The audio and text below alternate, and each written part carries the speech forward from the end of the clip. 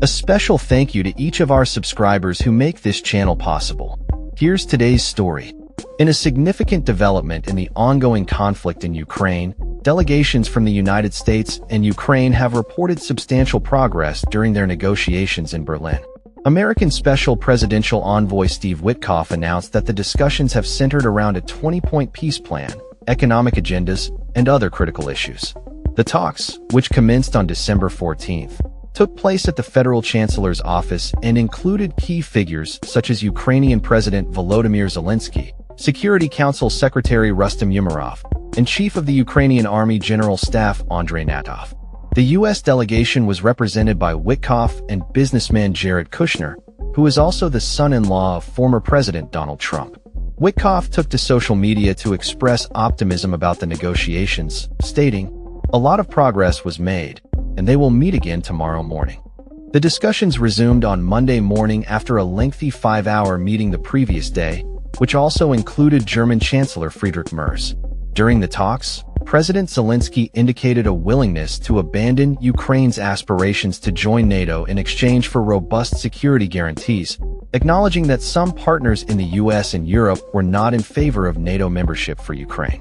He described this as a compromise on Ukraine's part, emphasizing the need for strong security assurances modeled after NATO's Article 5 Mutual Defense Clause. The 20-point peace proposal presented by Ukraine aims to establish a foundation for reconstruction and security guarantees, countering an earlier American plan perceived as favoring Russia. The Kremlin has been adamant that Ukraine's NATO membership is a non-negotiable issue, which they have labeled a red line.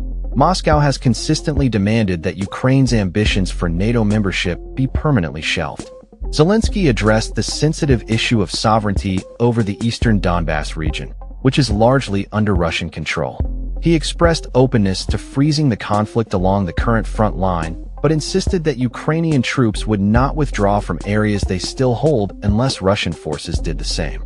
This matter is considered extremely delicate, and any agreements reached will need to be presented to Moscow. Furthermore, the talks are happening amid ongoing military actions, with Ukraine's domestic security service reporting a successful strike on a Russian submarine in the Black Sea. The urgency for a peace deal is heightened as Ukraine faces its fourth winter of war, grappling with power shortages due to Russian attacks on energy infrastructure. Over the weekend, over 1 million households were left without electricity following a series of strikes. The European Union is also in discussions about a plan to utilize €90 billion worth of frozen Russian assets to bolster Ukraine's economy. However, the proposal has faced resistance from countries like Belgium, leading to calls for alternative options. Ukraine's financial needs are pressing, with estimates suggesting that the country requires approximately €135.7 billion over the next 2 years to sustain its economy. As the negotiations continue, the international community watches closely, hoping for a resolution that ensures both peace and security for Ukraine. That's all for this story. We upload videos every day covering many different subjects, so hit that subscribe button to stay informed. Thanks for watching.